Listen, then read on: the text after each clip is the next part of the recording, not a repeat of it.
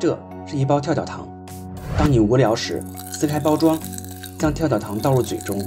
你就可以享受它们在口中原地爆炸带来的乐趣了。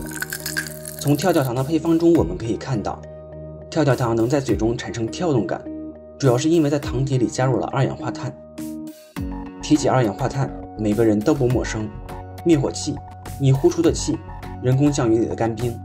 它让植物得以生存，让汽水充满灵魂。从物理角度看，二氧化碳的沸点和熔点低，密度大；从化学角度看，二氧化碳不活泼，热稳定性高，不支持燃烧。那么，为什么在跳跳糖里它会爆炸呢？我们先来看看跳跳糖是如何诞生的。早在1956年的时候，一位名叫威廉 ·A· 米切尔的美国化学家决定打造一款速溶可乐，就像速溶咖啡一样，倒入糖末就能喝到气味纯正的可乐了。但是这项研制并未成功，于是到了1974年，一位有心人翻出米切尔的研究并加以改良，推出了一种新的糖果——跳跳糖。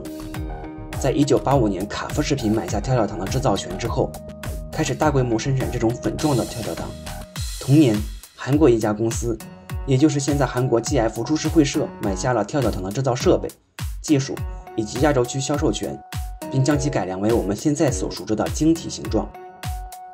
制作跳跳糖主要有3个步骤：熬糖、充气、试压。首先需要将白糖、玉米糖浆、水等混合物加热溶解，达到2%至3%的含水量，放置在密闭容器中，将其加热到150摄氏度，做成浓稠的热糖浆。要想将二氧化碳融入到糖体里，就要将密闭容器里抽成部分真空，然后注入约41倍大气压力的二氧化碳，在如此高压的环境中对热糖浆进行揉合，糖浆中就形成了一个个的气泡。这个过程只需要2到6分钟就可以完成。当二氧化碳充分融入到热糖浆之后，我们就要对热糖浆进行降温破碎处理了，切断容器对外通路以维持其中高压，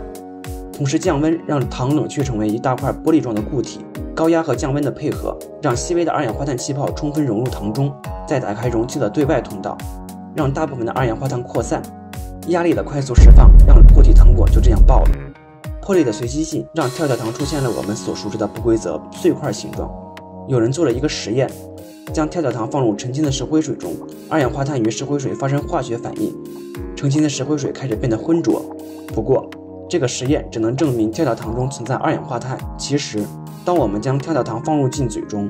唾液就开始溶解表面的糖浆，口腔里的温度又加速了高压二氧化碳的释放，小糖果开始跳动，并发出噼里啪啦的声响。所以当我们把跳跳糖放入水中，牛奶等液体里都会出现跳动的情况。你甚至可以直接用碾压的方式来破坏跳跳糖的结构，让它们直接跳起来。跳跳糖的爆炸只不过是糖体遇到了水之后，二氧化碳产生自体震颤的现象。